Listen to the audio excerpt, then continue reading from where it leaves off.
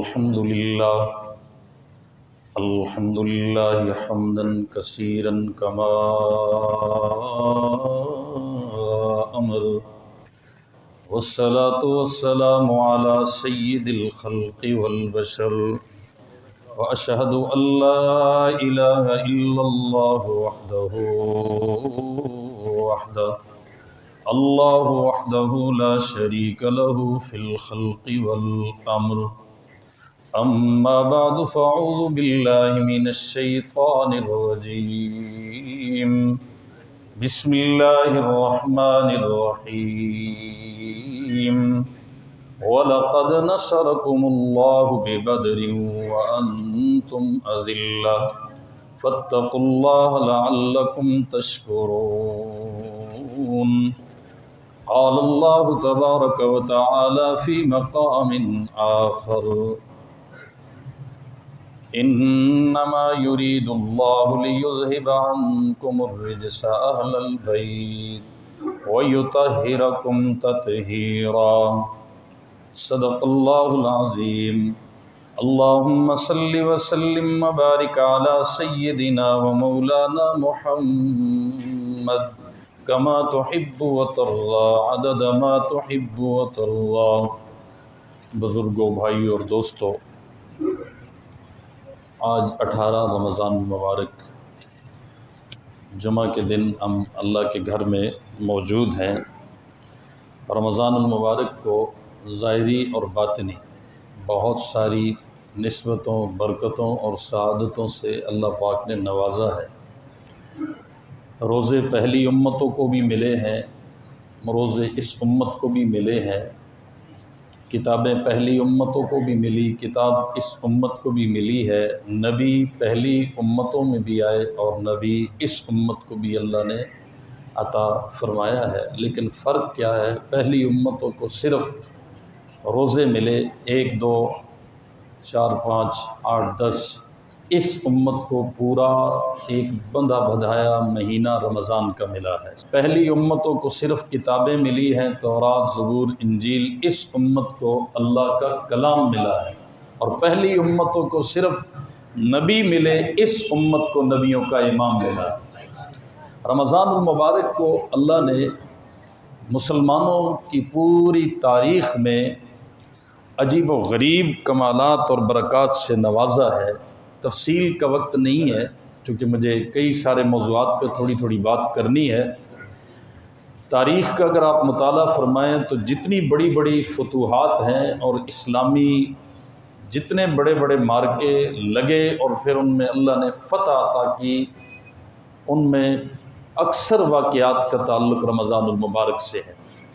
آپ اسی بات کو دیکھ لیں کہ آپ کا وطن عزیز پاکستان آزاد ہوا، بے شک برائے نام آزاد ہوا، لیکن وہ لوگ اپنے طور پہ مخلص تھے اور انہوں نے قربانیاں دی۔ ہم بعد والے بے شک اس کام کو بھول چکے اور ہم پھر پہلے سے زیادہ بدترین غلامی میں چلے گئے اپنے حکمرانوں کے غلط فیصلوں کی بنا پہ۔ لیکن ایک بار جب پاکستان آزاد ہوا، ایک بار، میں اس کو یوں کہوں گا، مکمل آزاد نہ ہوا، ایک بار جب کبھی آزاد ہوا تھا، جس کو آزادی پاکستان کہا جاتا ہے، تو مہینہ کون سا تھا جی؟ رمضان المبارک۔ آپ کے اس خطے میں اسلام آیا ہے، محمد بن قاسم جب ملتان تک پہنچے ہیں اور اسلام کا جھنڈا لہرایا ہے، تو جو ایک فیصلہ کن جنگ لڑی گئی اور جس میں اللہ نے اسلام کو فتح دی، تاریخ کہتی ہے وہ مہینہ بھی رمضان المبارک کا تھا۔ یہ بیت المقدس مختلف اوقات میں یہود و نصارہ کے قبضوں سے گزرتا رہا، یہاں پر بھی اللہ نے جب فتح دی ہے تو مہینہ رمضان المبارک کا تھا۔ اس کی بڑی وجہ یہ ہے کہ اللہ رب العالمین رمضان میں روزے میں اپنے نفس سے جہاد کا حکم دیتے ہیں۔ آپ اور میں روزہ رکھ کے جہاد کی منزل سے گزر رہے ہیں، یہ ایک جہد ہے، مشقت ہے، اور اس میں مشکل ہوتا ہے کہ ایک حلال چیز، آپ کے اپنے پیسوں کی چیز، اپنی خریدی ہوئی چیز ایک وقت تک آپ کے استعمال میں منع ہے۔ تو نفس کے جہاد میں جب مومن کامیاب ہوتا ہے تو اللہ فرماتے ہیں اب باہر کے دشمنوں پہ میں تجھے فتح عطا کروں. رمضان میں فتح کی حکمت یہ ہے. اور ایک بڑی وجہ یہ ہے کہ اللہ نے بنیاد ہی باندھی. پہلی دفعہ جب رمضان کے روزے فرض ہوئے، حکم آیا 2 ہجری تھی، اور 2 ہجری میں ہی رمضان المبارک کے روزے جب پہلی بار فرض ہوئے 2 ہجری، اور 2 ہجری میں ہی اللہ رب العالمین نے ایک عشرے کے بعد 10 روزے رکھنے کے بعد مسلمانوں کو اسلام کے پہلے مارکے غزوہ بدر کا حکم دیا. پہلا مارکہ ہے. صحابہ کرام رضوان اللہ تعالی علیہ مجمعین. رمضان المبارک میں روزے کا حکم پہلی دفعہ رمضان المبارک اللہ پاک نے ایک پورے مہینے کے طور پہ اتارا ہے. اور شان دیکھیں، عظمت دیکھیں ان قدسیوں کی اور ان غازیوں اور اسلام کے پہلے مجاہدوں کی، کہ ابھی 10-11 روزے رکھے ہیں اور آقا دو عالم صلی اللہ علیہ وسلم فرماتے ہیں کہ اللہ نے حکم دیا ہے گھروں سے دور، مدینے سے بہت دور، تعداد تھوڑی، اسلحہ نہ ہونے کے برابر، سواریاں بہت تھوڑی، پہلی جنگ، روزے کی حالت. اور میرے محبوب فرماتے ہیں کہ اللہ کا حکم آیا ہے صحابہ نکلنا ہے. کسی ایک نے بھی نہیں کہا. یاد رکھیے ہمارا کوئی کام ہو نا، ابھی جیسے آج 18واں روزہ ہے، کسی دفتر جانا پڑے اور ذرا دیر لگ جائے اور روزہ لگے، پیاس لگے، یا کسی دکان کے باہر ذرا رش زیادہ ہو، جیسے راشن تقسیم ہو رہا ہے، ایسے کسی موقع پہ کسی مقام پہ جانا پڑ جائے تو ہم کہتے ہیں چھوڑو یار اس کام کو، روزہ رکھا ہوا ہے، رات تراویح پڑھنی ہے، اتنی دیر کون کھڑا ہو. ہم اپنے کاموں میں بھی یہ سوچتے ہیں کہ نہیں سوچتے؟ جی ذرا بتائیے، سوچتے؟ اب ذرا دوسری طرف دیکھیے صحابہ کرام رضوان اللہ تعالی علیہ مجمعین کو، کہ پہلا رمضان ہے، عرب کی گرمی ہے، نوکیلے پتھر ہے، ریت ہی ریت، اور بے آب و گیا میدان میں جانا ہے، جانا سایہ، آج بھی وہاں سایہ دار درخت اس طرح کا کوئی نہیں، جہاں پانی نہیں، تعداد تھوڑی ہے. پہلی دفعہ رمضان کے روزے اللہ نے نازل فرمائے ہیں. مدینہ طیبہ میں وہ حضور صلی اللہ علیہ وسلم کے ساتھ بڑے اطمینان سے روزے رکھ رہے ہیں. آقا نے فرمایا نکلنا ہے، نکلے. 12ویں روزے کو یہ قافلہ چلا اور 17ویں روزے کو یہ بدر کے میدان میں پہنچا ہے. کسی ایک نے بھی نہیں کہا یا رسول اللہ یہ 10-12 روزے رہ گئے، یہ گزر جائیں، ہم انشاءاللہ پھر پوری تیاری سے آئیں گے. جیسے ہماری عادت ہے باتیں کرنے کی، تبصرے کرنے کی، مشورے دینے کی، تجزیے کرنے کی، ہمیں اللہ نے، ہم اس دور کے تھے تو اس دور میں بھیجا ہے. میں کہا کرتا ہوں صحابہ جس زمانے کے تھے اللہ نے چن کر میرے محبوب کو وہ ہیرے عطا کیے ہیں. ایک مکینک اور ایک انجینئر جو پرزہ جہاں کا ہوتا ہے وہ مشینری میں وہاں فٹ کرتا ہے، تو اللہ جو مالک بھی ہے خالق بھی ہے، اس نے جس کو جس زمانے میں بھیجا ہے وہ خوب جانتا ہے. ہم اگر اس دور میں ہوتے تو شاید ایسے مسلمان بھی نہ ہوتے جو بچے کچے جس حالت میں اب ہم ہیں. ہاں اللہ اگر اس دور میں بھیجتا تو اس دور کی صلاحیتیں بھی عطا کر دیتا، صحابہ جیسا ایمان بھی دے دیتا، پھر یہ اس کا اپنا فضل تھا. ورنہ اس حالت میں اگر اس دور میں ہوتے تو ایسے مسلمان بھی نہ ہوتے. میرے محترم دوستو، بزرگوں اور بھائیوں، اب پہلا رمضان ہے. کسی ایک نے بھی مشورہ نہیں دیا کہ یا رسول اللہ تھوڑے سے روزے رہ گئے، مدینہ طیبہ کی عبادت ہے، مدینہ طیبہ میں آپ کے ساتھ ہم سحر اور افطار کر رہے، یا رسول اللہ یہ روزے گزرنے دیں، ہم تیاری کر کے آئیں گے. ابھی تو تعداد بھی بہت تھوڑی ہے، گھوڑے 2 ہیں، اونٹ 70 ہیں، تلواریں 6 ہیں، زرے 8 ہیں، 313 کی تعداد اور روزے کی حالت ہے. یا رسول اللہ یہ روزے گزرنے دے، ہم دیکھ لیں گے، تیاری کر کے آئیں گے، ہم پوری قوت سے آئیں گے. کسی نے بھی نہیں کہا، بلکہ فضائے بدر کا مزاج کیا ہے، جو کچھ ہے لا کے میدان میں حاضر کر دو. اللہ فرماتے ہیں ان کے پاس جو کچھ تھا انہوں نے کچھ بچا کے نہیں رکھا، سارا کوئی لا کے حاضر کر دیا. اللہ فرماتے ہیں باقی جو کمی تھی ہم نے فرشتے آسمان سے اتار کے پوری کر دی. فرشتے بھی ایسے آتے ہیں جب انسان جو کچھ اپنے پاس ہو وہ لگا کے پیش کر دے، حاضر کر دے، سوچنے میں جائے گا اور اس میں دلیلیں بنانے کی کوشش کرے گا اور لیت و لال سے کام لے گا، اللہ پاک ایسی قربانی کو قبول نہیں فرماتے۔ اللہ کہتے ہیں جو کچھ تیرے پاس ہے لے آ، ہے تو انسانی جتنا ہوگا تب بھی تو کمزور ہے، اپنی ساری کمزوریوں کو لا کے سامنے رکھ دے، پھر میری مدد دیکھنا، پھر آسمان سے اترتی ہوئی نصرت کے جلوے دیکھنا۔ میرے محترم دوستو، 236 انصاری ہیں اور 77 مہاجر ہیں غزوہ بدر میں، یہ ایسی مقدس جماعت ہے، سبحان اللہ۔ اللہ پاک فرماتے ہیں جب یہ میدان میں پہنچ گئے، جو کچھ ان کے پاس تھا انہوں نے لا کے حاضر کر دیا۔ میرے محبوب آپ نے ہاتھ اٹھا کے ایک دعا مانگی، اللہم ان تہلک هذه العصابہ لن تعبد ابدا۔ اللہ یہ چھوٹا سا لشکر جو میں لے کے آیا ہوں، اسلام کی پہلی پنیری، اسلام کی پہلی پونجی، یہ خالص ترین لوگ اللہ جن کے دلوں کو تو نے مانجا ہے، جن کا امتحان تو نے لیا ہے، تو نے چن چن کے جو مجھے عطا کیے ہیں، اللہ مجھے ان پہ اتنا اعتماد ہو چکا ہے، آج میں تجھے جو دلوں کا مالک ہے اس ذات کو کہہ رہا ہوں، اللہ اگر یہ نہیں بچتے تو قیامت تک تیرے دین کا نام لینے والا بھی کوئی نہیں ہوگا۔ یہ ہے صحابہ۔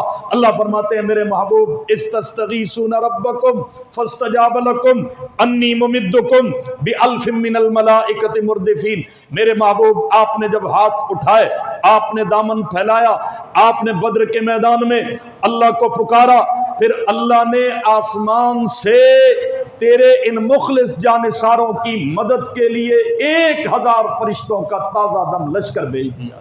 سبحان اللہ کہیں، آسمان کے فرشتے، زمین کے نہیں۔ زمین پہ فرشتے اپنے اپنے کاموں میں لگے ہوتے ہیں، اللہ زمین کے فرشتوں کو بھی کہہ سکتے تھے، لیکن جنگ کا ایک اصول ہے کہ جنگ کے میدان میں بارڈر پہ جب بھی پیچھے سے کوئی دستہ جاتا ہے وہ تازہ دم ہوتا ہے، اور وہ وہی دستہ ہوتا ہے جو لڑنے کے لیے تیار کیا ہوتا ہے، وہ گاڑیاں، وہ اسلحہ بالکل تازہ دم ہوتا ہے تاکہ میدان میں کہیں کسی شکست کا سامنا نہ ہو۔ اللہ فرماتے ہیں میں زمین کے فرشتوں کو بھی کہہ سکتا تھا، لیکن زمین کے فرشتوں کو نہیں کہا، یہ میری مدد ہے، یہ میں لشکر بھیج رہا ہوں۔ میں نے صحابہ کی مدد کے لیے آسمان سے تازہ دم فرشتوں کے لشکر بھیج دیے، سبحان اللہ۔ اور پھر میں ایک دن سوچ رہا تھا ایک فرشتہ بھی اللہ بھیج دیتے تو کافی تھا، فرشتہ تو ایک پر ہلا دے تو سارے اڑ کے اپنے گھروں میں پہنچ جاتے جو لڑنے آئے تھے، یہ مکے کے چودھری اور وڈیرے، لیکن اللہ نے 1000 فرشتہ کیوں بھیجا؟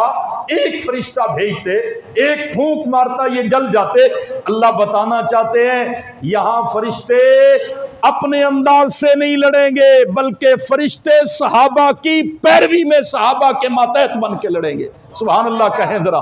جب فرشتوں کو میں کہا کرتا ہوں جو اللہ کے پاس سے آئے انہیں صحابہ کی اتباع میں لڑنے کا حکم دیا، جو رب کے پاس سے آ رہے ہیں تو جو دنیا میں مسلمان ہے وہ صحابہ کی اتباع سے کیسے نکل سکتا ہے؟ وہ کیسے کہہ سکتا ہے کہ میں صحابہ کو بائی پاس کر کے جنت میں پہنچ جاؤں گا؟ نہیں ہو سکتا ہے۔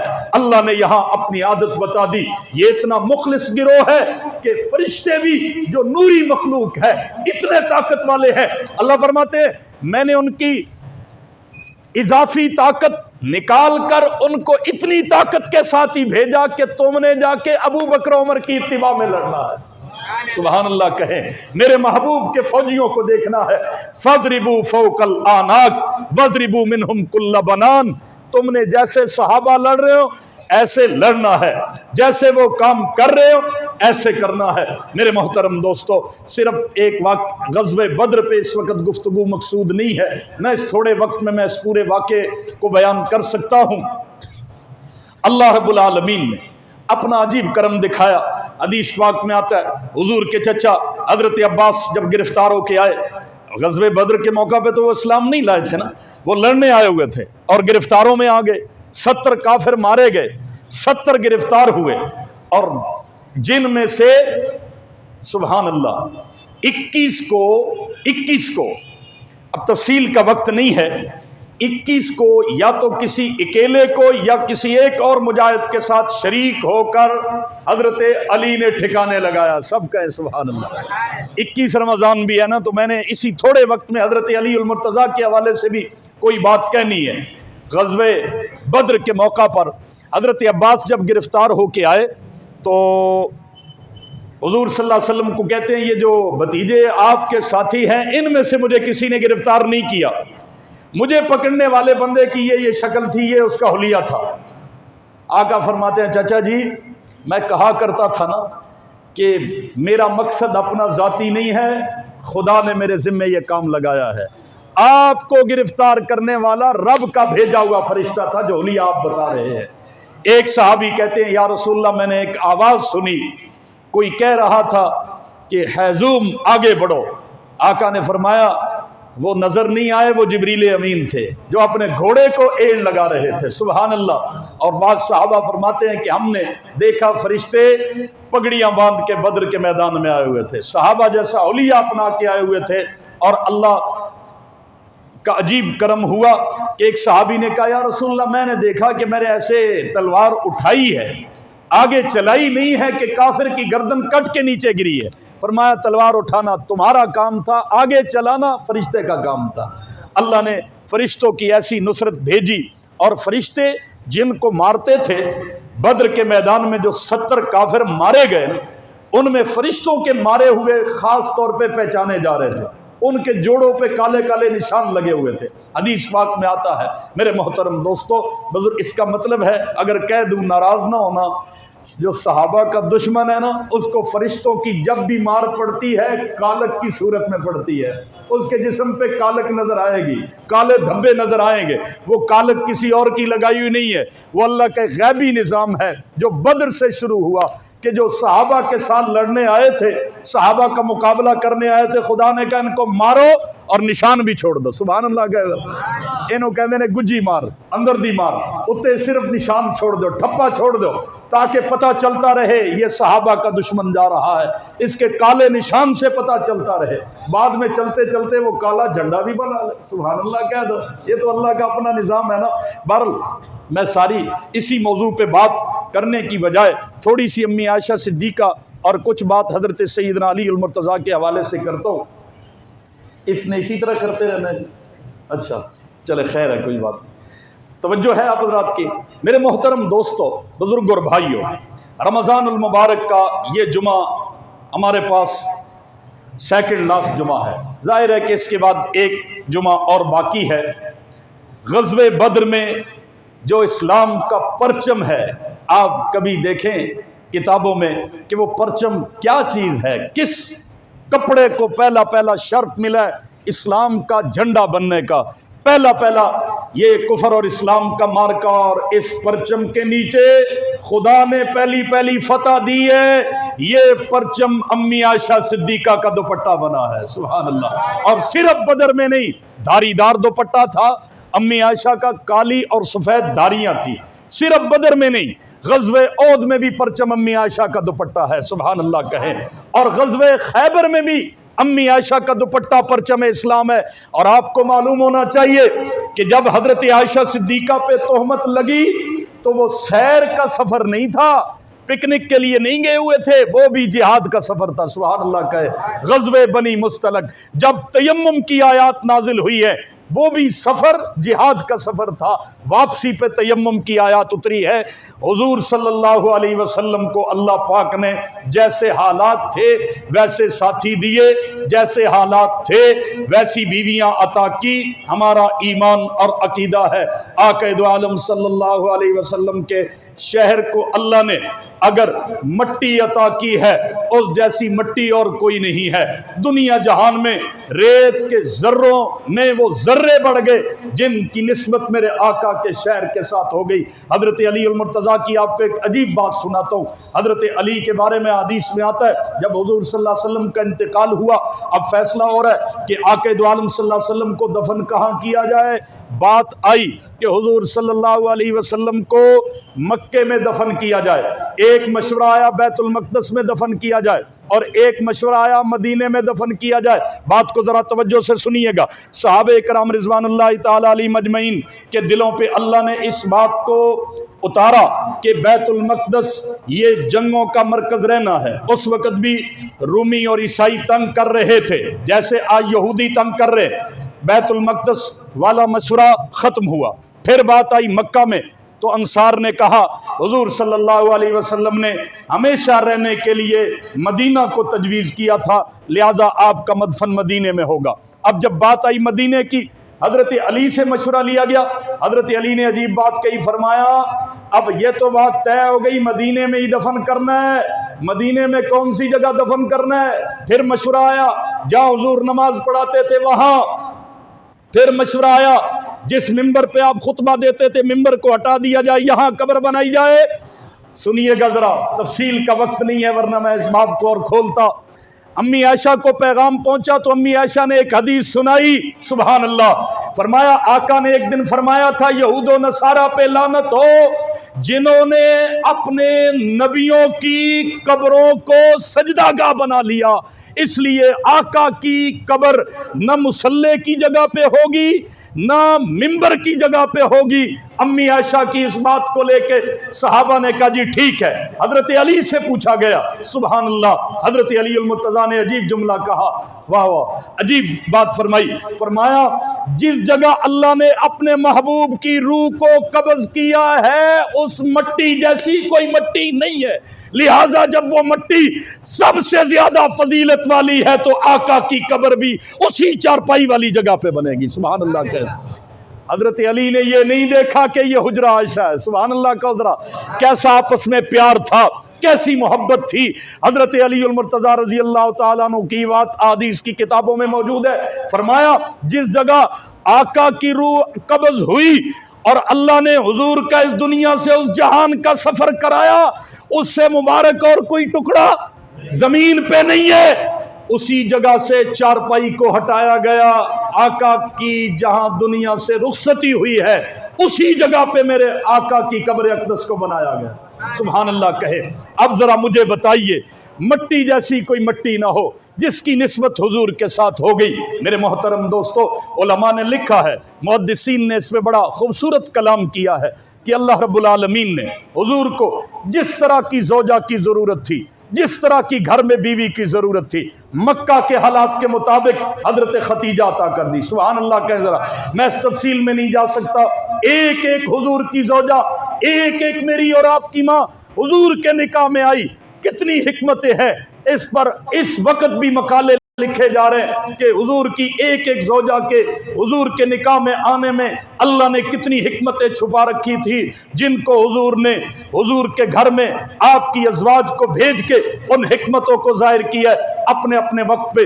میں ایک بات کہا کرتا ہوں کہ کوئی عالم کتاب لکھے، کوئی معاشرے کا کامیاب آدمی کوئی کامیابی والا کام کرے تو وہ کہہ دیتا ہے کہ میری بیوی کا اگر میرے ساتھ تعامل نہ ہوتا، وہ مجھے ذہنی طور پہ فارغ نہ رکھتی، گھر کا خیال نہ رکھتی، بچوں کی توجہ پہ پورا اپنا وقت نہ دیتی، میں یہ کام نہ کر سکتا۔ ہر کامیاب آدمی کے ساتھ اس کی بیوی کا تعامل ہوتا ہے، یاد رکھیے۔ تو پھر ایک ایسی ہستی جو پیدا ہوتے ہی یتیم، بہن کوئی نہیں، بھائی کوئی نہیں، اپنے مخالف، چچے مخالف، تائے مخالف، جن کے اپنے رشتہ دار خون کے پیاسے بن گئے، اللہ کہتے ہیں سارے زمانے سے ٹکرا جانا ہے۔ آقا دو عالم صلی اللہ علیہ وسلم یہ ذمہ داری لے کے اٹھے اور ایسے اٹھے کہ سارے زمانوں پہ چھا گئے، اللہ نے فتح دی۔ حضور کی کامیابیوں میں جہاں پہ حضور کو سلام ہے وہاں پہ آپ کی بیویوں کو بھی سلام ہے، آپ کے ساتھ قدم قدم پہ آپ کی ازواج مطہرات کا تعامل رہا ہے۔ میں اب ساری تفصیلات میں نہیں جاتا، لیکن صرف حضرت عائشہ حضور کے نکاح میں آئیں اس پہ بات کرتا ہوں۔ حضور صلی اللہ علیہ وسلم کے نکاح مبارکہ میں حضرت عائشہ چھوٹی عمر میں آئیں، سبحان اللہ کہیں ذرا، بھئی اپنی ماں کا تذکرہ ہے، سبحان اللہ کہیں ذرا۔ ایک بندہ مجھے کہنے لگا کہ میں عائشہ کو ماں نہیں مانتا، وہ بندہ نہیں تھا، بس ایسے شکل سے بندہ تھا، کوئی اور شے تھا، کہنے لگا کہ میں عائشہ کو ماں نہیں مانتا۔ میں نے کہا تجھے کہا کس نے تو ماں مان؟ وہ ماں مومنوں کی ہے، سبحان اللہ کہو ذرا، مومن ماں مانیں گے، تجھے کس نے کہا تو ماں مان؟ تو کہتا ہے پھر ہمیں کیوں تم کہتے ہو عائشہ صدیقہ کو مانو؟ میں نے کہا ہم نے تو کبھی نہیں کہا، جنہوں نے ماننا ہے خدا نے ان کو مومن بنا دیا ہے، سبحان اللہ، ان کو ماننے والا مزاج عطا کر دیا ہے۔ ہم یہ کہتے ہیں کہ وہ ماں ہماری ہے، ہم اس پہ بولنے نہیں دیں گے، ہم فقط اتنا کہتے ہیں، ماں منوانے کے لیے کبھی ہم نے زور نہیں دیا۔ ماں وہی مانے گا جو حلالی ہوگا، ماں وہی مانے گا جو مومن ہوگا۔ میرے محترم دوستو، حضرت عائشہ صدیقہ حضور کے نکاح میں آئیں، چھوٹی عمر ہے، بالکل کم سنی کی عمر ہے۔ اللہ کو معلوم ہے کہ میرے محبوب پہ اب دین کے احکامات اترنے ہیں، دین کے بہت سارے معاملات مدینے میں طے پانے ہیں، دین کے کتنے ضابطے اور قوانین اور آئین یہ مرتب ہوئے مدینہ طیبہ میں۔ اللہ رب العالمین کو پتا تھا، اللہ نے حضور صلی اللہ علیہ وسلم کی گھر کی زندگی محفوظ کر کے امت تک پہنچانے کے لیے بندوبست کرنا تھا، اس لیے کہ نیاز مسجد میں جمعہ میں آنے والے میرے بزرگوں، بھائی اور دوستوں، ہم ادھورے لوگ نہیں ہیں، ہم پورے لوگ ہیں۔ ہم آقا کی باہر کی زندگی کو بھی دین مانتے ہیں، گھر کی زندگی کو بھی دین مانتے ہیں۔ حضور صلی اللہ علیہ وسلم کی پبلک لائف ہو وہ بھی دین، پرسنل لائف ہو وہ بھی دین۔ آپ صرف سیاستدان نہیں تھے، آپ اللہ اور اللہ کی مخلوق کے درمیان سب سے بڑا واسطہ اور رابطہ تھے۔ حضور صلی اللہ علیہ وسلم کی باہر کی زندگی بھی دین، گھر کی زندگی بھی دین۔ میری بھی ایک باہر کی زندگی، ایک گھر کی زندگی، آپ کی بھی ایک باہر کی زندگی، ایک گھر کی زندگی، لیکن ہم باہر کی زندگی تو بتاتے ہیں، باہر کی زندگی سامنے لاتے ہیں، ریکارڈنگ ہو رہی ہے، سیلفیاں بن رہی ہیں، اپنی لوکیشن سینڈ کی جا رہی ہے، میں ابھی یہاں پہ ہوں، وہاں پہ ہوں، یہ باہر کی زندگی ہے۔ لیکن گھر کی زندگی چھپاتے ہیں، بچوں کو منع کرتے ہیں، اوئے گھر کی بات باہر نہ نکلے۔ حضور نے منع کر رکھا تھا، میری جو بات باہر دیکھو وہ بھی نہ رکنے پائے، جو گھر دیکھو وہ بھی نہ رکنے پائے۔ یہ ہے خلوت اور جلوت ایک، سبحان اللہ، یہ ہے خدا کا نمائندہ ہونا۔ آقا نے فرما رکھا تھا، جو کچھ باہر دیکھو وہ بھی امت تک پہنچاؤ، جو گھر دیکھو وہ بھی امت تک پہنچاؤ۔ اب باہر کی زندگی امت تک پہنچانے کے لیے اللہ نے صحابہ عطا کیے، باہر کی زندگی امت تک پہنچانے کے لیے اللہ نے حضور کو یار اور جانثار عطا کیے، جنہوں نے اتنا بھی گن رکھا تھا کہ آقا جب دنیا سے رخصت ہوئے تو آپ کی داڑھی میں سفید بالوں کی تعداد کتنی تھی؟ سبحان اللہ کہے، جو آقا کا منہ سے نکلا ہوا لعاب مبارک زمین پہ نہیں گرنے دیتے ہیں، اپنے چہروں پہ مل لیتے ہیں۔ تفصیل کا وقت نہیں ہے، باہر اللہ نے ایسے جانثار دے دیے، باہر اللہ نے ایسے وفادار دے دیے۔ مولانا ابوالکلام آزاد نے ایک جملہ لکھا، رضی اللہ عنہم ورضوا عنہ کے ضمن میں، اپنی تفسیر میں وہ فرماتے ہیں، اللہ صحابہ سے راضی، صحابہ اللہ سے راضی، اتنا کافی تھا۔ اگر اللہ کہہ دیتے کہ اللہ صحابہ سے راضی، اگلی بات کیوں کی کہ صحابہ بھی اللہ سے راضی؟ فرمایا اس کا مطلب سمجھنے کی کوشش کرو، اللہ صحابہ کی اہمیت اور عظمت بتا رہے ہیں، صحابہ کی حقیقت بتا رہے ہیں، یہ کون لوگ ہیں؟ فرمایا یہ اللہ سے راضی ہیں۔ کیا مطلب؟ مولانا فرماتے ہیں کہ ایک بیٹا اپنے باپ کا جتنا بھی فرما بردار کیوں نہ ہو، باپ کی جتنی شفقت ہے اس بیٹے پہ ہو، اور بیٹا جتنا اپنے باپ سے محبت کرتا ہو، پورا دن بازار میں رہے، رات کو گھر آئے، سردی کی سخت رات ہو، سونے لگے، والد بلائے اور کہے بیٹا جاؤ بازار سے یہ دوائی لے آؤ، بیٹا کیا کہے گا؟ کیا کہے گا جی؟ ابا جی میں پورا دن کہاں تھا؟ بولو نا یار، بازار میں تھا، چلا جائے گا، جاتے ہوئے اتنا ضرور کہے گا ابا جی میں پورا دن بازار میں تھا، آپ فون کر دیتے، میسج کرا دیتے، پیغام بھیج دیتے، یا یوں کہے گا کل پھر جانا ہے لے آؤں گا، ایسے ہی ہے؟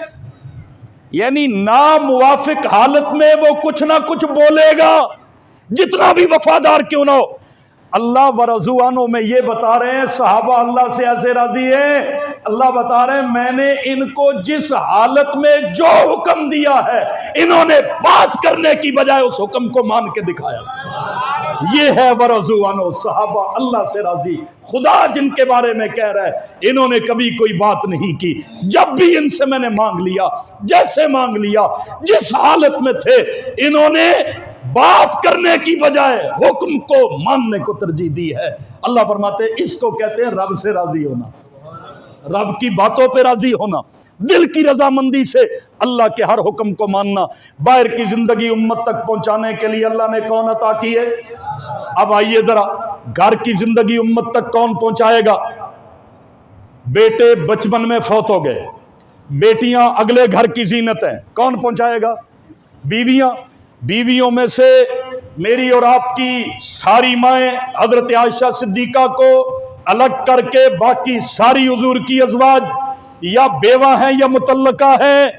ایک ہی ہماری ماں جو کنواری اور چھوٹی عمر میں حضور کے نکاح میں آئی، انہیں عائشہ صدیقہ کہا جاتا ہے۔ بیوہ عورتوں کے آنے کی اپنی حکمتیں، مطلقہ عورتوں کی حضور کے نکاح میں آنے کی اپنی حکمتیں۔ میں امی عائشہ کے نکاح کی حکمت بتا رہا ہوں۔ اللہ پاک کا نظام دیکھیں، اب اللہ نے گھر کی زندگی محفوظ کرانی تھی چھوٹی عمر میں، سبحان اللہ کہو ذرا، اتنی چھوٹی عمر میں کہ جب آنکھ کھلے ہوش کی تو عائشہ یا اپنے باپ ابو بکر کو دیکھے یا اپنے شوہر محمد مصطفیٰ کو دیکھے۔ اتنی چھوٹی عمر میں تازہ حافظہ، تازہ یاداشت، تازہ دماغ اللہ نے دے کے چھوٹی عمر میں میری اور آپ کی ماں کو قانونی طور پہ، غیر قانونی نہیں، اور قانون کیا ہے؟ نکاح، سبحان اللہ کو ذرے، قانونی طور پہ حضور کے گھر میں اللہ نے جس خاتون کو بچپنے کی اس حالت میں بھیجا کہ تازہ حافظے اور تازہ یاداشت میں یہ جو کچھ اپنے محبوب کا دیکھے اس کو اپنے دماغ پہ حفظ کر لے اور امت تک پہنچانے کا ذریعہ بن جائے، دین محفوظ کرانے کے لیے اللہ نے امی عائشہ صدیقہ کو چھوٹی عمر میں حضور صلی اللہ علیہ وسلم کے نکاح میں بھیجا ہے۔ اور سبحان اللہ، بخاری شریف میں روایت ہے، آقا فرماتے ہیں عائشہ 2 بار خواب میں مجھے جبریل ریشم کے کپڑے میں تمہاری تصویر لے کے دکھانے آیا ہے، سبحان اللہ کا۔ یہیں سے علماء نے بات کی ہے کہ جہاں شادی کرنے کا پکا ارادہ ہو، یہ نہیں کہ ایسے تانک جھانک کرتے رہو، جہاں پکا ارادہ ہو جس سے شادی کرنی ہو، ایک نظر اس عورت کو دیکھا جا سکتا ہے۔ یہیں سے یہ مسئلہ نکلا، امی عائشہ وہ جس کو دکھانے کے لیے خدا کے حکم کے مطابق جبریل تصویر لا رہا ہے۔ اور میں سوچا کر اس بات کو سوچا کہ یہ جبریل کے تصویر لانے میں اور بھی بڑی حکمتیں ہوں گی، لیکن ایک ذوق کی بات کہتا ہوں کہ حضور کا ذہن بن جائے، ویسے مشکل ہو جائے گا کیونکہ عائشہ صدیقہ کی عمر چھوٹی ہے، حضور کی عمر، ذہن بن جائے کہ یہ نکاح بھی پہلے نکاحوں کی طرح خدا کرا رہا ہے، سبحان اللہ کہہ رہا ہے، اس میں کوئی بات نہ کر سکے۔ اچھا، بڑے بڑے حضور پر اعتراضات کرنے والے اس وقت آئے، عجیب اس دور کی بعض ایسی حالتیں ہیں کہ انسان حیران ہوتا ہے۔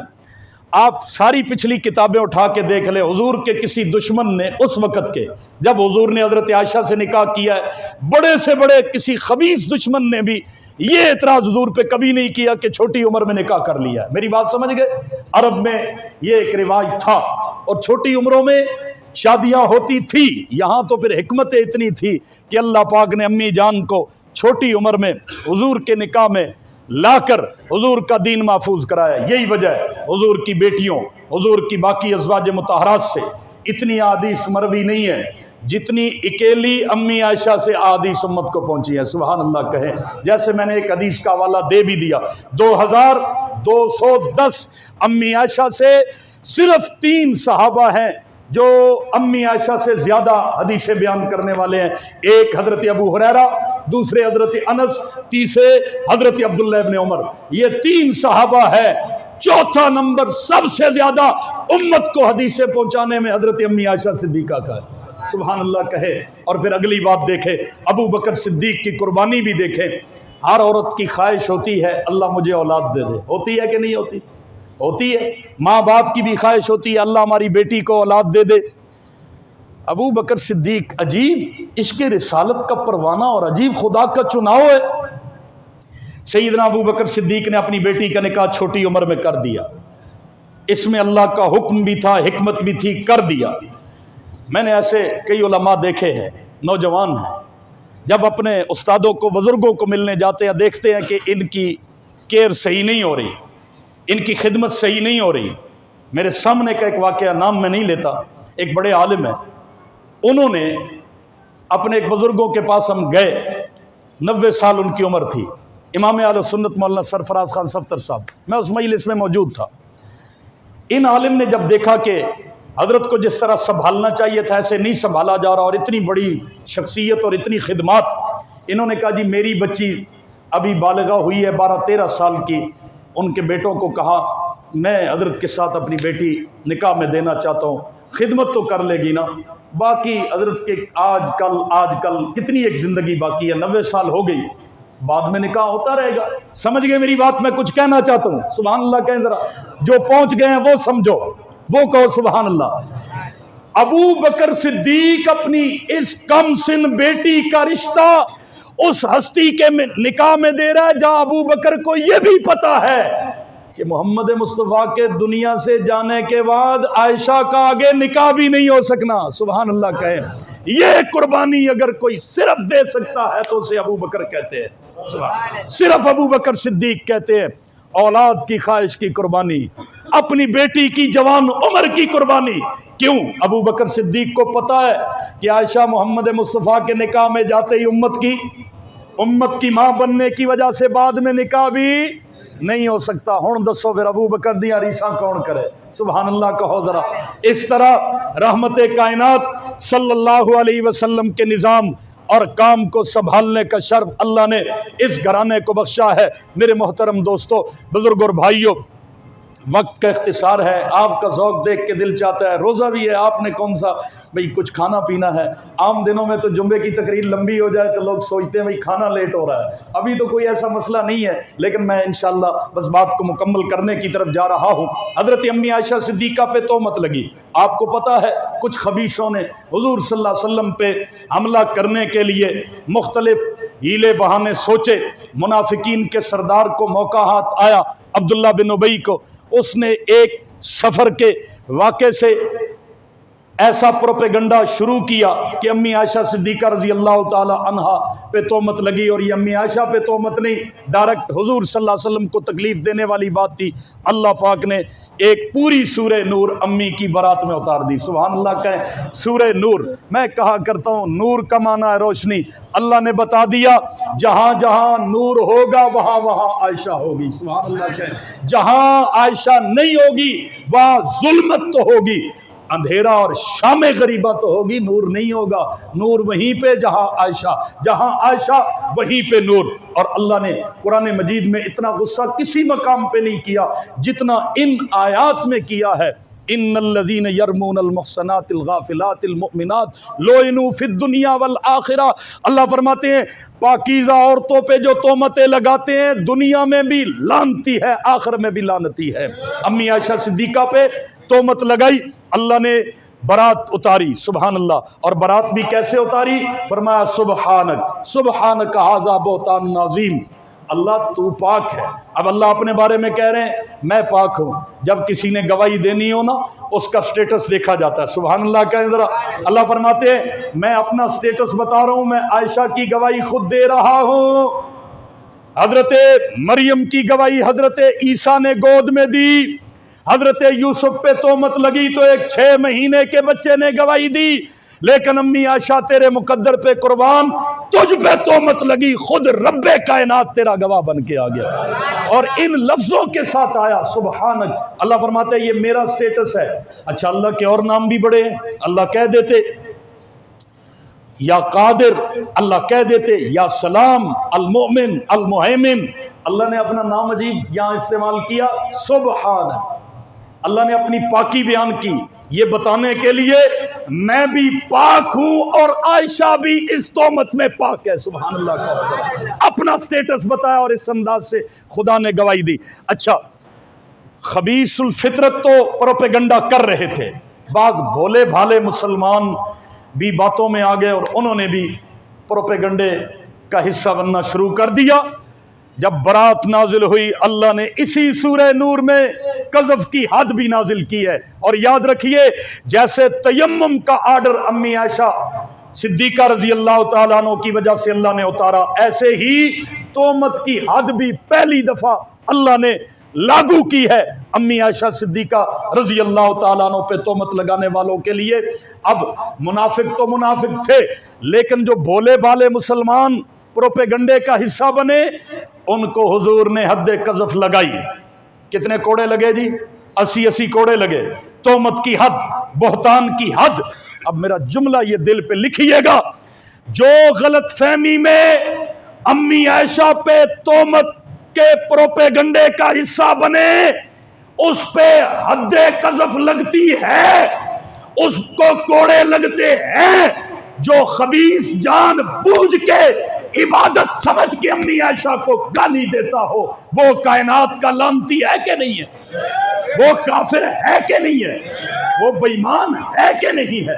अम्मी आयशा खुदा को इतनी महबूब है, अल्लाह ने हुजूर सल्लल्लाहु अलैहि वसल्लम के निकाह में अम्मी आयशा को इस अंदाज में लाया कि अम्मी का हुजरा भी जन्नत बना दिया। सुभान अल्लाह। आज जिस हुजरे में आका आराम फरमाए, सुभान अल्लाह, ये हुजरा अम्मी आयशा सिद्दीका का है। और सहाबा फरमाते हैं, हमें जब पता होता ना कि आज हुजूर ने अम्मी आयशा के पास रहना है, हम कोशिश करते कोई हदिया हुजूर को देना होता ना, तो हम वो हदिया देते अम्मी आयशा की बारी के दिन में। सुभान अल्लाह कहें ज़रा।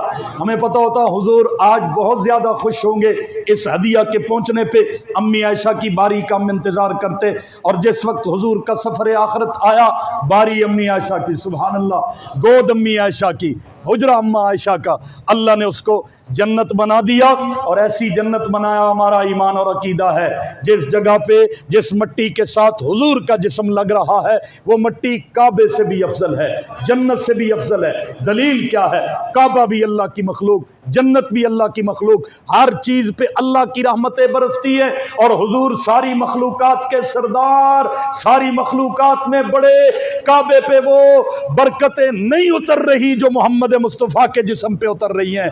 जन्नत पे बरकतें हैं, लेकिन जो हुजूर के जिस्म पे अल्लाह की तरफ से बरकतें उतर रही हैं, वो जन्नत में भी नहीं है। अल्लाह हर जगह पे है, अल्लाह हर जगह पे है, अल्लाह किसी एक जगह पे नहीं रहता। हुजूर खास अपने रोजे में जिंदा है, सुभान अल्लाह को, खास अपने रोजे में। तो फिर उस रोजे के जो मिट्टी है, हुजूर के जिस्म को जो मस कर रही है, उस पर अल्लाह की सबसे ज्यादा रहमतें हुजूर के जिस्म अथर की वजह से उतर रही हैं। यही वजह कि उलमाए देवबंद का अकीदा है कि जितनी जगह हुजूर के जिस्म को मस कर रही है, जिस्म अक़दस को छू रही है, दुनिया में आखिरत में अल्लाह की सारी मखलूकात में से किसी चीज की फजीलत वो नहीं है जो आका के जिस्म से लगने वाली मिट्टी की फजीलत है। सुभान अल्लाह को। इमामुल औलिया हजरत मौलाना अहमद अली साहब लाहौरी, तफसील का वक्त नहीं है, हजरत लाहौरी गए हज पे, हजरत की कुछ नज़र कमज़ोर हो गई। उलमाए देवबंद का इश्क़ रिसालत देखिए, नज़र कमज़ोर हुई, आमदी रिकॉर्ड बात है। मौलाना उबैदुल्लाह अनवर साहब ने शेरावाला की मस्जिद में ये बात जुमा में बयान की और वो किताबों में छपी हुई है, वहाँ से मैं ये बात अर्ज कर रहा हूँ। हजरत लाहौरी गए हज पे, नज़र कुछ कमज़ोर हो गई थी, पाकिस्तान से इरादा बना के गए कि वहाँ जाके मैं आका के रोज़े की मिट्टी लाऊंगा, वो सुरमे में मिला के आंखों में डालूंगा। सुभान अल्लाह कह। वहाँ गए तो जो हबशी बैठे होते हैं उनको आगा कहा जाता है। आगा से दोस्ती लगाई, जिनके पास मिंबर की चाबी भी है, जिनके पास रोजे की चाबी भी है, वो बिलाल हबशी की औलाद है। मैं एक जुमला कहा करता हूँ, बिलाल ने मदीने में डेरे कच्चे नहीं पक्के डाले हैं। सुभान अल्लाह। आज भी रोजे अक़दस की चाबी अरबों के पास नहीं होती, हबशियों के पास होती है। मिंबरे रसूल की चाबी आज भी हबशियों के पास है। हजरत गए, हजरत ने उस आगा से दोस्ती लगाई, हबशी से दोस्ती लगाई। दोस्ती लगने के बाद हजरत ने एक दिन कह दिया कि आप अंदर जाते हो, रोज़े अक़दस की थोड़ी सी खाक मुझे चाहिए। उसने चुपके से ला के दी, हजरत ने वो खाक सुरमे में मिला के आंखों में डाली। मौलाना उबैदुल्लाह अनवर साहब फरमाते हैं, अब्बा जी की नज़र पहले जो कमज़ोर थी, वो खाक मिला, मदीने का सुरमा आंखों में डाला, नज़र पहले से भी ज़्यादा तेज़ हो गई। सुभान अल्लाह कहें ज़रा। ये है हकीकी इश्क की बात। चीखने चिल्लाने वाली बात तो और होती है ना, जो हकीकी मोहब्बत है वो दिल की तड़प और दिल के दर्द का नाम है।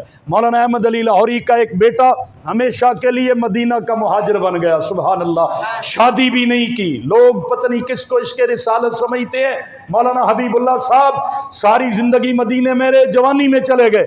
मौलाना हबीबुल्लाह साहब वहाँ मदीना में रहने वाले लोग बताते हैं किसी से मिलते भी नहीं थे, ایسے جیسے حضور نے خود ان کو اپنے لیے بلایا ہو. سبحان اللہ. وہی مدینہ میں انتقال ہوا مولانا حبیب اللہ صاحب کا، بغیر شادی شدہ ہوئے، بہت جید عالم تھے، دیوبند کے پڑھے ہوئے تھے، فاضل عالم تھے، لیکن یہاں آئے اور مدینے کی محبت انہیں اٹھا کے وہاں لے گئی. میرے محترم دوستو، حجرہ عائشہ جنت، جنت سے بھی اعلیٰ. سبحان اللہ. امی عائشہ کا یہ حجرہ ہمیشہ کے لیے جنت بن گیا. سبحان اللہ. جہاں امی رہیں خدا اس کو جنت بنا دے، تو اس کا مطلب ہے وہ پہلے سے جنت چلا آ رہا تھا. کیوں؟ قرآن میں آتا ہے منہا خلقناکم وفیہا نعیدکم.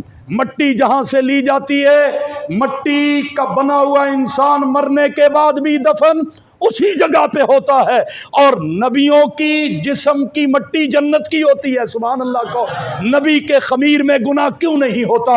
تفصیل کا وقت نہیں ہے، یہ ختم نبوت کے کاموں کا مرکز ہے. آپ یہ ساری باتیں سنتے رہتے ہوں گے. نبی گناہوں سے کیوں پاک ہوتا ہے؟ ہم سے گناہ کیوں ہو جاتے ہیں؟ ہمارے خمیر میں دنیا کی مٹی ہے، نبی کے خمیر میں جنت کی مٹی ہے. جنت کی مٹی میں پاکی ہی پاکی ہے، اور اللہ نے حضور کو جہاں پہ قبر عطا کی ہے وہیں سے خمیر لیا تھا نا. پھر وہ بعد میں جنت ہے تو وہ پہلے سے ہی جنت چلی آ رہی تھی، اور امی عائشہ اس جنت میں رہی ہے. سبحان اللہ. کہو ذرا. امی عائشہ اس جنت میں زندہ حالت میں رہی ہے، آقا دو عالم صلی اللہ علیہ وسلم کے ساتھ رہی ہے. میرے محترم دوستو، بزرگ اور بھائیوں، حضرت سیدنا علی المرتضیٰ رضی اللہ تعالی عنہ کی شہادت 21 رمضان المبارک کو ہے. حضرت علی کون ہے؟ سبحان اللہ. حضرت علی المرتضیٰ حضور کے چچا زاد، پہلے بچوں میں مسلمان ہونے والے اسلام کے سپاہی کا نام ہے. سبحان اللہ. کہے ذرا. حضرت علی المرتضیٰ کون ہے؟ علی مجسم ہے علم و عرفاں، وجود فقر و غنا علی ہے، علی بہادر، علی سخی ہے، برادر مصطفیٰ علی ہے. نبی نے کی تربیت علی کی، پھر اپنی بیٹی اسے عطا کی، کیا منتخب جسے نبی نے، وہ گوہر بے بہا علی ہے.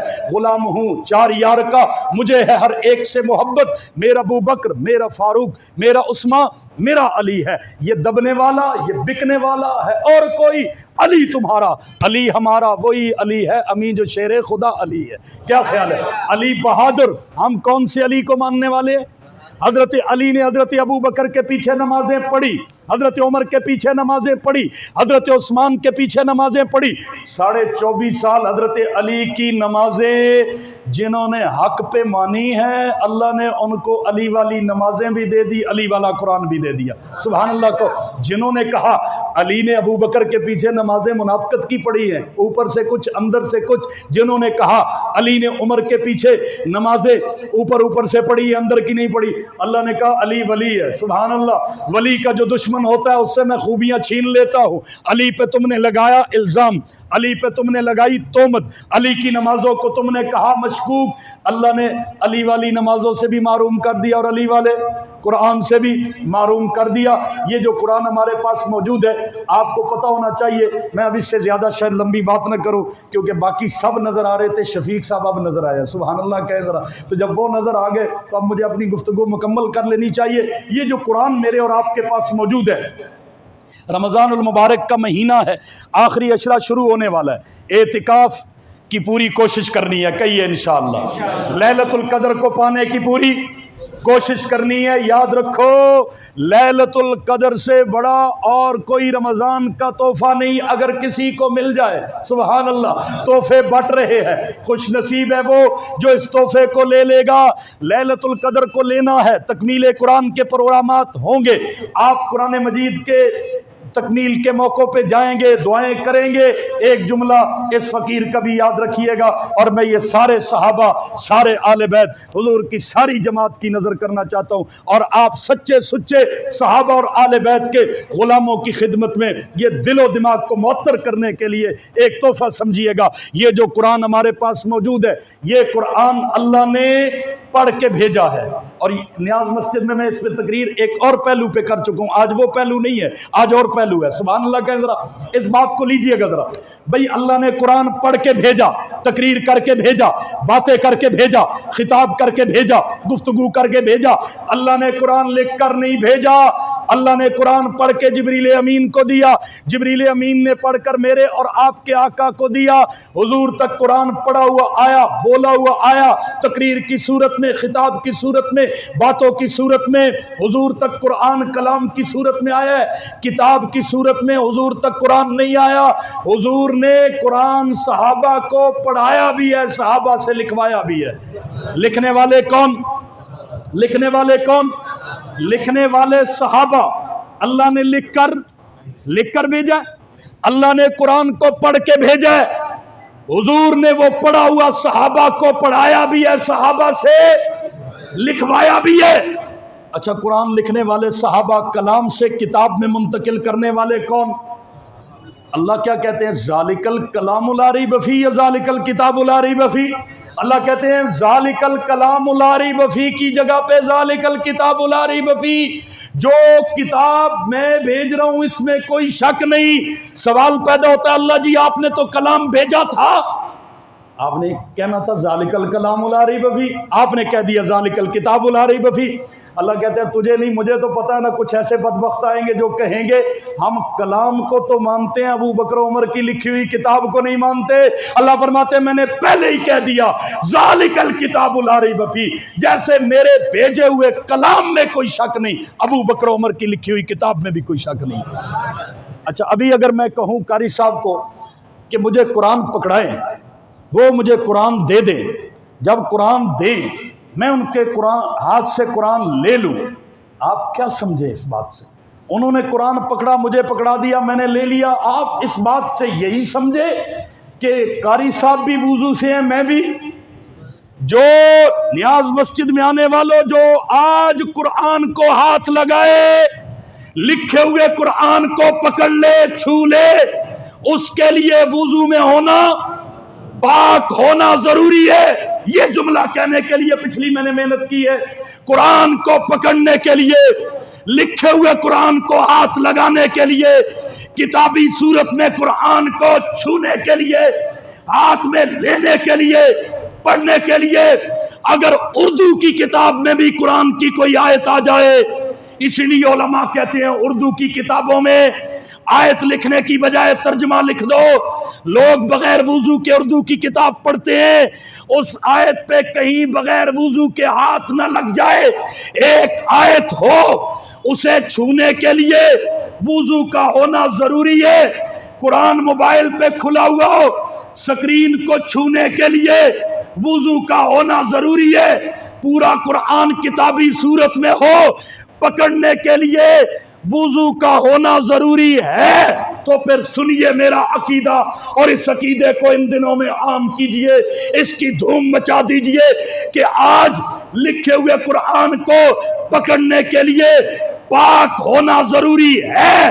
تو جن صحابہ سے اللہ نے پہلی بار لکھوایا ہے، سبحان اللہ کہو، جن صحابہ سے اللہ نے پہلی بار قرآن کو کلام سے کتاب بنوایا ہے، پہلے رب نے ان صحابہ کو پاک کیا ہے، بعد میں قرآن ان کے ہاتھوں میں دیا۔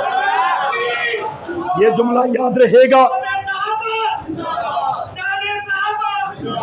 یہ جملہ یاد رہے گا، جن صحابہ سے اللہ نے پہلی بار قرآن کو لکھوایا ہے، آئے ہائے، ایک آیت کو آپ پکڑے، میں ہاتھ لگاؤں، ہمارا پاک ہونا ضروری ہے۔ رب نے جن سے یہ آیتیں لکھوائی ہیں، سبحان اللہ، پہلے رب نے انہیں پاک بنایا ہے، بعد میں ان سے قرآن لکھوایا ہے۔ اب کوئی کہے میں قرآن کو مانتا ہوں، ہم کہیں گے بابو پہلے صحابہ ماننے پڑیں گے، سبحان اللہ کہو ذرا، اس لیے کہ قرآن لکھ کے دینے والے کون؟ ایک مجھے ملا، کہتا ہے، اب تفصیل کا وقت نہیں ہے، میں قرآن اٹھا کے آپ کو سمجھاتا میں نے اس کے ساتھ کیا کیا۔ مجھے کہتا ہے ہم قرآن کو مانتے ہیں، میں نے قرآن لیا اور اس کے سر کے قریب کر دیا، پورا نہیں رکھا، مجھے پتا تھا یہ گڑبڑ والا ہے، کھٹمل ہے، اندر کبھی کالا باہر کبھی کالا شاہ کالا۔ پنجابی میں جو بہتا کالا ہو نا، جیسے توا اوپر نیچے سے کالا ہوتا ہے، اس کو کیا کہتے ہیں؟ اس کا مطلب ہے کچھ شاہ بھی کالے ہوتے ہیں، سبحان اللہ کہہ دو۔ میں نے تو جملہ نہیں بنایا، یہ پنجابیوں نے بنا دیا، کالا بہتی کالی چیز کو کالا شاہ کالا کہتے ہیں. بھئی میں نام تو کسی کا نہیں لے رہا، خود ہی بات فٹ ہو جائے گی، جہاں جانی ہے جو بات جہاں کی ہے وہاں پہنچ جائے گی. بھئی جو اندر باہر کا کالا ہو، صرف کپڑوں کا کالا نہ ہو، دل کا بھی کالا ہو، دنیا کا بھی کالا ہو، آخرت کا بھی کالا ہو. تو مجھے مل گیا. کہنے لگا آپ کو اندازہ نہیں ہے کہ اس وقت یہ کس قدر بڑھتے جا رہے ہیں. اس لیے یہ بھی وقت کا جہاد ہے، اصحاب رسول کی عزت کی بات کرنا، ان کی عظمت کی بات کرنا. آپ کے ملک میں کوئی ضابطہ نہیں ہے، اصحاب رسول پہ جس طرح کی جس کی منہ میں آئے جو زبان چلا دے. اللہ ان مراکز کو آباد رکھے، علماء کو آباد رکھے، اور آپ کو آباد رکھے کہ جن کی ہم محبتوں میں یہ بات کہہ دیا کرتے ہیں. اور الحمدللہ یہ سارے طبقات کی ایک آواز ہے، بریلوی ہو، دیوبندی ہو، اہل حدیث ہو، سارے ختم نبوت کے بھی چوکیدار ہیں، صحابہ اور آل بیت کی عزت کے بھی پہرے دار ہیں. اللہ ایسے ہی جوڑے رکھے. کچھ تو عنوان امت میں ایسے ہے جو ہمیں پھر اکٹھا کر لیتے ہیں، ہمیں ملا لیتے ہیں. اچھا وہ مجھے کہنے لگا میں قرآن کو مانتا ہوں. میں نے کہا صحابہ کو مانتے ہو؟ کہتا نہیں صحابہ کو نہیں مانتا، قرآن کو مانتا ہوں. میں نے یہی قرآن اس کے سر کے قریب کر دیا. میں نے کہا یہ تمہارے سر پہ ہے، اب بتاؤ مانتے ہو؟ اس کو مانتے ہو؟ کہتا نہیں یہ نہیں مانتا. سبحان اللہ، یہ نہیں مانتا. اسے پتا ہے یہ ماننے کے لیے لکھنے والے صحابہ کا ماننا. اب مجھے آپ بتاؤ نیاز مسجد میں آنے والوں، قرآن کو ماننے کے لیے کلام کا ماننا بھی ضروری ہے یا نہیں؟ اور کتاب کا ماننا بھی. جو کہے میں اللہ کے بھیجے ہوئے کلام کو تو مانتا ہوں، صحابہ کے ہاتھوں لکھی ہوئی کتاب کو نہیں مانتا. ہم کہتے ہیں کلام بھی رب نے بھیجا ہے، کتاب بھی رب نے بنوائی ہے. جیسے اللہ سے لے کر حضور تک جبریل امین کا واسطہ سچا، حضور سے امت کو لے کے دینے والے صحابہ بھی سچے. اچھا جنہوں نے قرآن کا انکار کیا، رب نے کہا چلو بھائی تسی قرآن تو بھی فارغ، نماز سے بھی فارغ، قرآن سے بھی فارغ.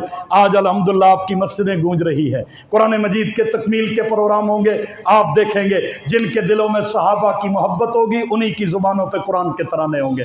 اللہ تعالی ہمیں قرآن سے سچی سچی محبت نصیب فرمائے.